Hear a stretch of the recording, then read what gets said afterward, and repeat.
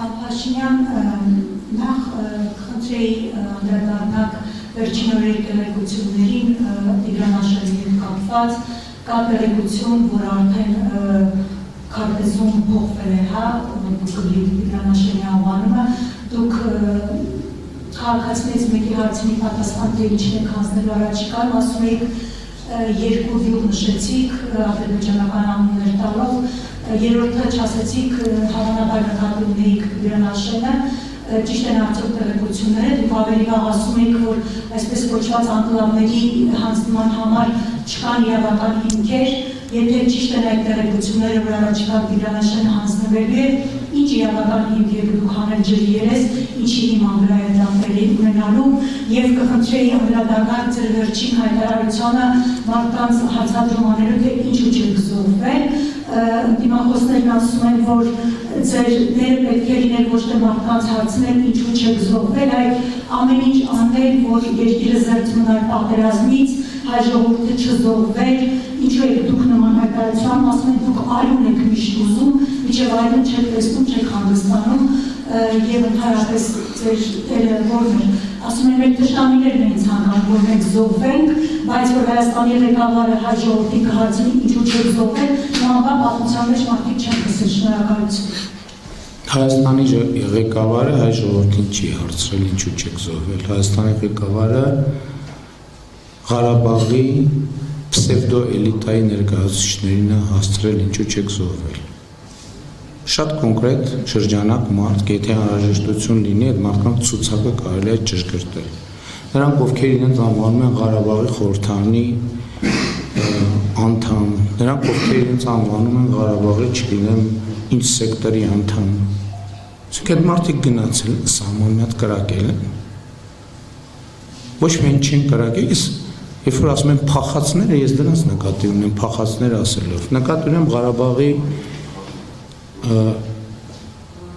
քաղաքական պսևդոէլիտային եւ հանրային պսևդոէլիտային, ովքեր եկել են, ընդ որում 2023 թվականին իրանք ինձ մեղադրում են, ասում են սահմանները փակել են, որ մենք չգնանք Հայաստան։ Հիմա եկել են Հայաստան, ասում են Ղարաբաղի հարց։ Ինչ Ղարաբաղի հարց։ Ես շատ հստակ ասել եմ, խոսքս վերաբերում է Ղարաբաղի պսևդո էլիտայի ներկայացուցիչներին եւ այդ հարցը շատ լեգիտիմ հարց է։ Իրենք ինչ են արել։ Իրենք իրենց տներում նստած բան է, ինչով են զբաղված եղել։ Ո՞վ է գնացել։ Ո՞վ է գնացել կանգնել կռվել զինվորի կողքին։ Դրանց մի մասն էլ փախել են մեր զինվորներին, թողել են մենակ։ Շատ լեգիտիմ հարց է, պատերազմի սկսելուց ժամեր անց 50 կիլոմետրանոց շարասյունի մեջ ովքեր էին։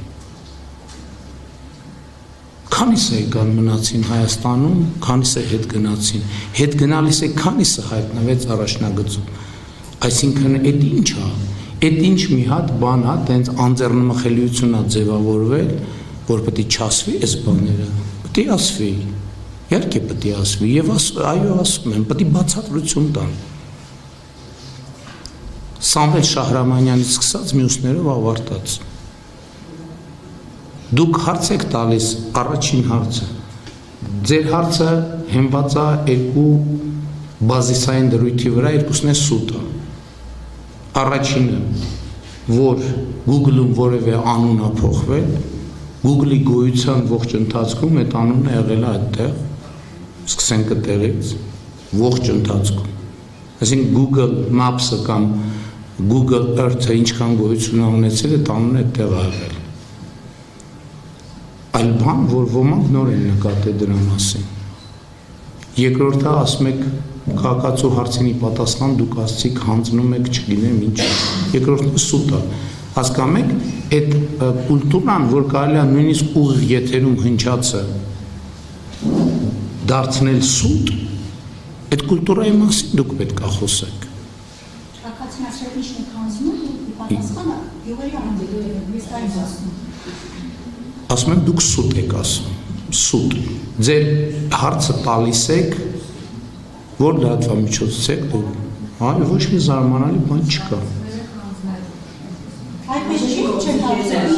Ինչի հանձնում։ Ասում եմ դուք սուտ եք ասում։ Այն ինչ որ դուք ասիք, ձեր հարցի երկու բազային դրույթը սուտ է։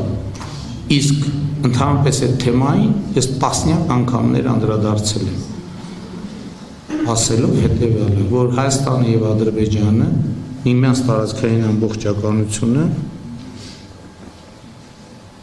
միմյանց տարածքային ամբողջականությունը ճանաչել են Ալմաթայի հռչակագրի հիման վրա եւ սահմանազատում են իրականացրել Ալմաթայի հռչակագրի միջայլոց իրավական պարտադիր ուժ ունեցող թուղթ կա, որ Ալմաթայի հռչակագիրը երկու երկրների սահմանազատման բազային հիմքն է եւ այն ինչ 100 անգամ ասել եմ խորհրդային Հայաստանը, անկախ Հայաստանը նույնականը ճշգրիտ խորհրդային Հայաստանի, խորհրդային Ադրբեջանը նույնականը ճշգրիտ խորհրդային անկախ Հայաստանը, անկախ խորհրդային Հայաստանի հետ, անկախ Ադրբեջանը, խորհրդային Ադրբեջանի հետ։ Հիմա այսօր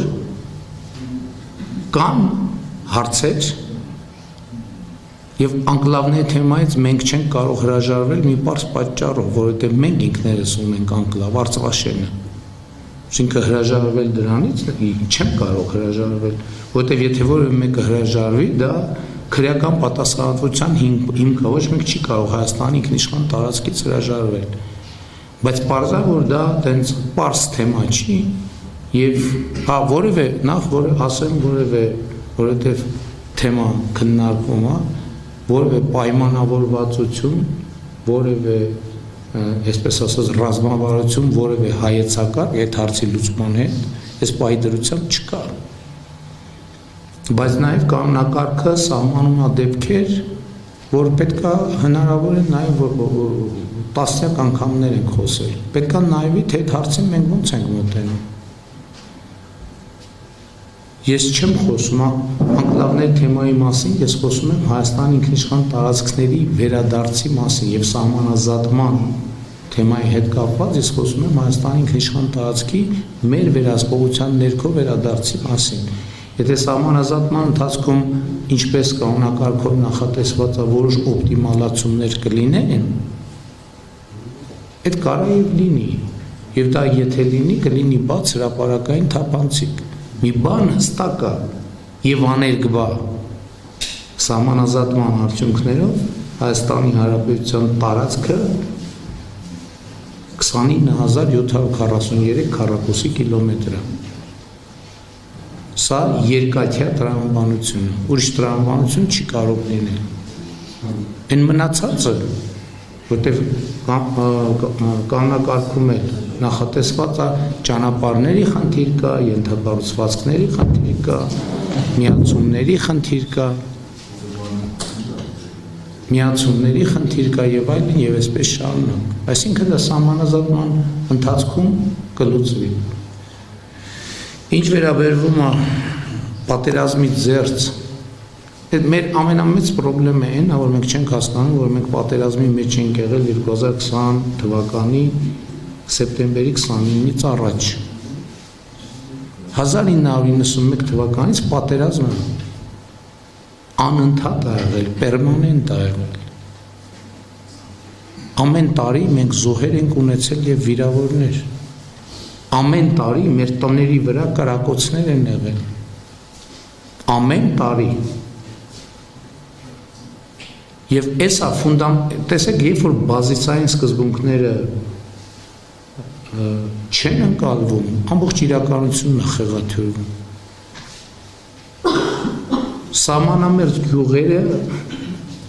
Սահմանամերձ գյուղերում տանիք չի եղել, պատուհան չի եղել։ Այսինքն դուք տեսել եք, ասենք օրինակ Տավուշի մարզի Մովսես գյուղի տների պատուհանները եւ տանիքները։ Այսինքն ես պատերազմ եմ հրահարել 2020 թվականին 19-ին, 18-ին, 17-ին, 16-ին, 15-ին Հայաստանը պատերազմի մեջ է եղել։ Նորությունն է սա ձեզ համար։ ամեն տարի մենք զոհ ենք ունեցել։ Առաջին օրացուցային տարին, որ Հայաստանի եւ Ադրբեջանի միջև կոնֆլիկտի բերումով զոհ չի եղել օրացուցային առաջին տարին 2025 թվականն է։